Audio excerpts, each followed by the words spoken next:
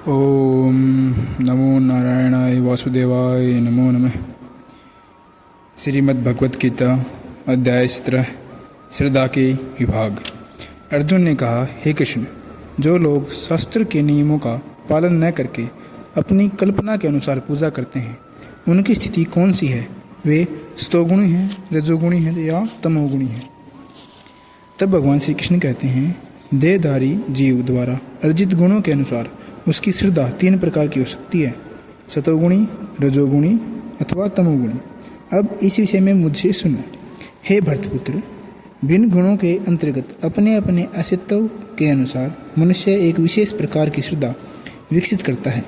अपने द्वारा अर्जित गुणों के अनुसार ही जीव को विशेष श्रद्धा से युक्त कहा जाता है। सतोगुणी व्यक्ति देवताओं को पूजते हैं, रजोगुणी यक्ष व राक्षसों को की पूजा करते हैं और तमोगुणी व्यक्ति भूत प्रेतों को पूजते हैं।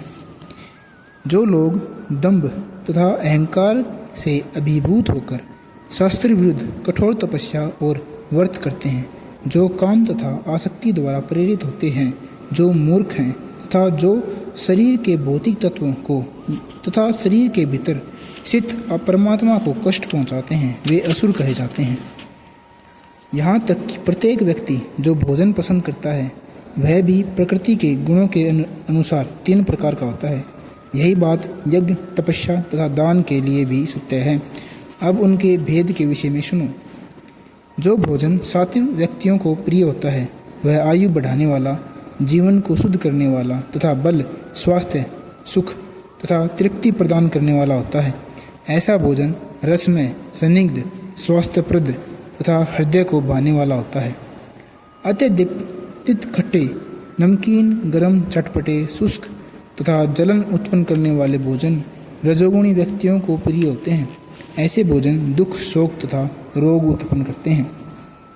खाने से 3 घंटे पूर्व पकाया गया, स्वादहीन, वियोजित एवं सड़ा, जूठा तथा अस्पर्श वस्तुओं से युक्त भोजन उन लोगों को प्रिय होता है जो तामसी होते हैं।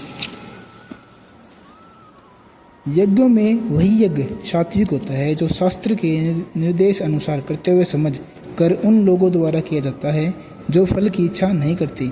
लेकिन हे सर्वश्रेष्ठ, हे भरतश्रेष्ठ, जो यज्ञ किसी भौतिक लाभ के लिए या गर्ववश किया जाता है, उसे तुम राजसी जानो।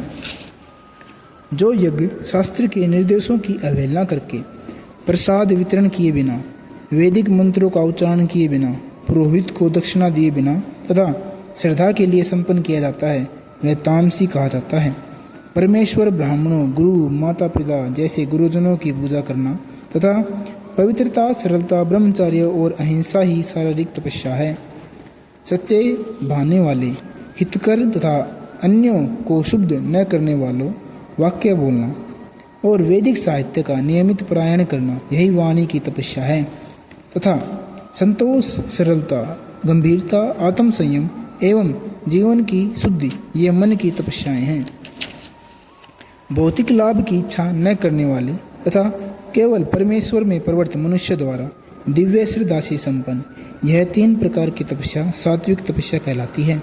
जो तपस्या दंभ पूर्वक तथा सम्मान, सत्कार एवं पूजा करने के लिए संपन्न की जाती है, वह राजसी, रजोगुणी कहलाती है। यह न तो स्थायी होती है और न ही शाश्वत।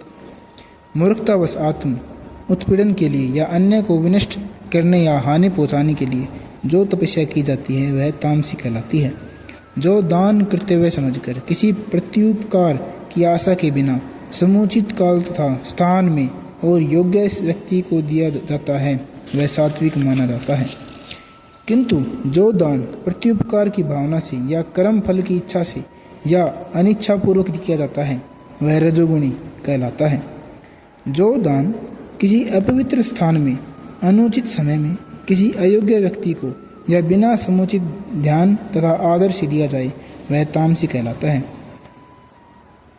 ओम तद्दिशि निदेशो ब्राह्मण स्त्रीविद स्मृतः ब्राह्मणस्तान विद्याश्च यज्ञाश्च विहिता पुरा। सृष्टि के आदिकाल से ओम तत् सत, ये 3 शब्द ब्रह्म को सूचित करने के लिए प्रयुक्त किए जाते हैं। ये तीनों सांकेतिक अभिव्यक्तियों ब्राह्मणों द्वारा वैदिक मंत्रों का उच्चारण करते समय तथा ब्रह्म का संतुष्ट करने के लिए यज्ञों के समय प्रयुक्त होती हैं। ओम तत्सत।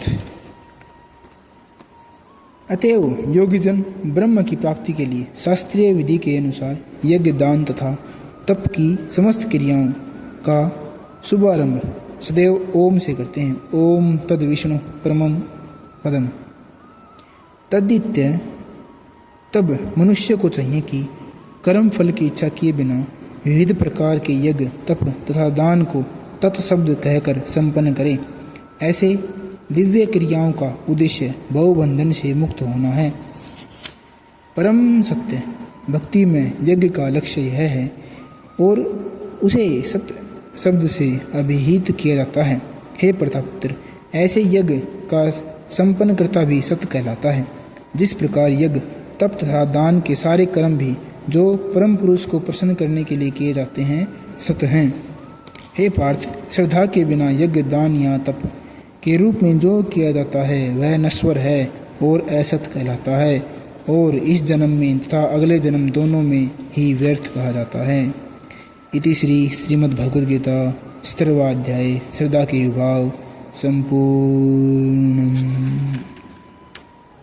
इति श्री श्रद्धा के विभाव श्रीमद्भगवद्गीता 17वां अध्याय ततः संपूर्ण।